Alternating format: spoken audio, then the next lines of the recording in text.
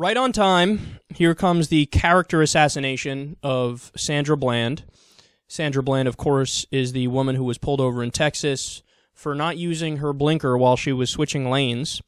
She was arrested after a confrontation with an officer, and now she's dead. They say she committed suicide. That's really an open question. It's up in the air.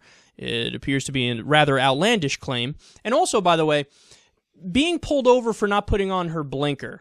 What people fail to mention is that the reason she switched lanes without putting on her blinker is that the cop was tailgating her and she moved over so the cop can go by. And then when the cop got out of the car and went up to the window, she was like, what the f-? She didn't even realize she was getting pulled over. She thought she was being nice by getting to the side to let him go by. So she did the initial move because the cop was there, up her ass. That's why she did it. But they make him, breaking the law, switching lanes without putting on a blinker. Aha. This whole story is so frustrating because there should have never been a confrontation in the first place. She should have never been pulled over in the first place. You know, you're allowed to, as a police officer, say, okay, switching lanes without a blinker. Nobody's fucking around. Nobody was on the road. Nobody's on the road. It was just him and her. And she's like, okay, he's up my ass. I'll move.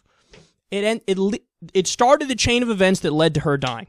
Okay, but let's put that aside because Raw Story reports something very important today. They say, quote, Sandra Bland, the black woman found hanging dead in a Texas jail days after a traffic stop, smoked or possibly swallowed a large amount of marijuana while in custody.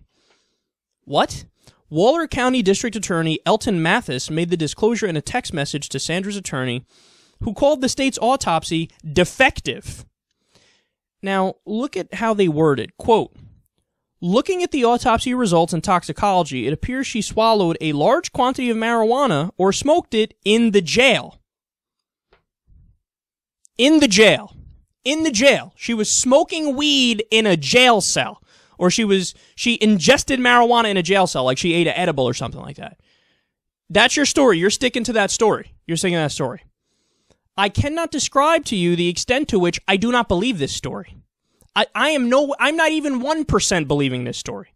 You want to know why that's the case? We saw the confrontation between her and the cop. We saw the way everything unfolded. Is anybody really stupid enough to believe that at some point that officer did not pat her down and check what's in her pockets and didn't have to put her belongings somewhere before she was put into a jail cell?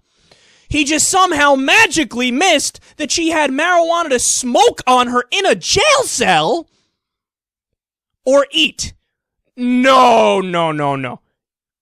A character assassination 101. Now, I got more news on that. So, a law enforcement official said that she admitted that, hey, I tried suicide once.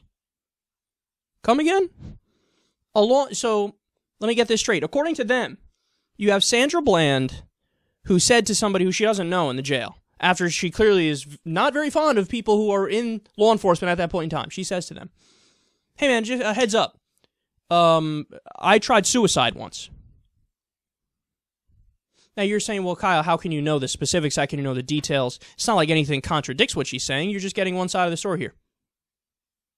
Actually, on her jail form, when she was brought there, when she was asked that question on the form, are you suicidal right now? She checked no. Who am I going to believe? No, this is such a clear example, man. Character assassination 101. And I told you guys, there were articles that broke the day after this story broke that said that the head of law enforcement in the place where she was arrested, he had a history of racial issues. And then they said, oh, we have somebody who's going to, make sure there was no foul play. That guy also had racial issues. No, you can't tell me. I'm at the point where, I'm looking at this situation now. The more it unfolds, the more I see it as like a fucking early 1900s style, eyebrow raising, possibly lynching type thing. Okay, now the only reason I'm not saying 100% is because we don't have proof that guarantees that, but what I do know is you can poke gigantic holes in the argument made by the law enforcement officials in this place in Texas. I should also note, somebody on Twitter reached out to me, a longtime listener of the show, told me that, hey, I grew up very close to there. I could tell you that town, rampant racism. Rampant. So I saw the video. I know who I think is at fault. It was clear to me the officer escalated the situation when he didn't have to. He saw that she was upset she was getting a ticket. Oh, how outrageous, how outlandish. And what did the officer do? Escalated. Put out your cigarette, ma'am. She's like, this is my property. I don't have to. Give me the ticket. I'll go on my way. Get out of the car. All the officer had to do was just be a trained professional and say, okay, here's the ticket. Have a nice day. Goodbye. And everything would have been fine. No, escalated the situation. Ended up with her dead. I don't believe you, law enforcement. Okay, try harder. And nobody even mentions the second half of this. I don't believe that she took the marijuana. Okay, I don't believe that. But even if she did, and 100% it didn't happen in jail. Let's say she took it 15 days earlier that day, or whatever the case. Nobody says, hey, wait a second. The effects marijuana has on you, it's not like alcohol. There's a reason why you drive by a bar at 3 o'clock in the morning, a lot of people are fighting. Because alcohol is a drug that affects you in a certain way. You're more aggressive. Marijuana is not that drug. Marijuana, what you want to do, the old stereotype is what? You want to eat some Cheetos, eat some cookie dough ice cream, and fall asleep while watching reruns of Gilligan's Island. You're not going to have people fucking getting angry and loud with each other when they're high on weed.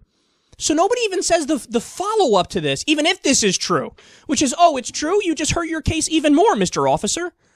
Because that's like saying, it's very similar to saying, this person was, very obnoxious and out of bounds and very aggressive. They were on Valium.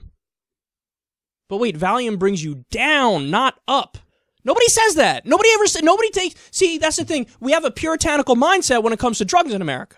So you just hear drugs, you go, oh, bad person, maybe they had it coming. That's the gut reaction. But the reality is, drugs are different. They affect your conscience differently. So if somebody smokes marijuana or if somebody takes a Xanax, that person is going to be much lower than if somebody did some cocaine or methamphetamine. Drugs are different, guys. But of course, no, all the nuances out the window, all the complexities out the window, because the law enforcement officials want to shove the propaganda down our throats and make you believe that she had it coming.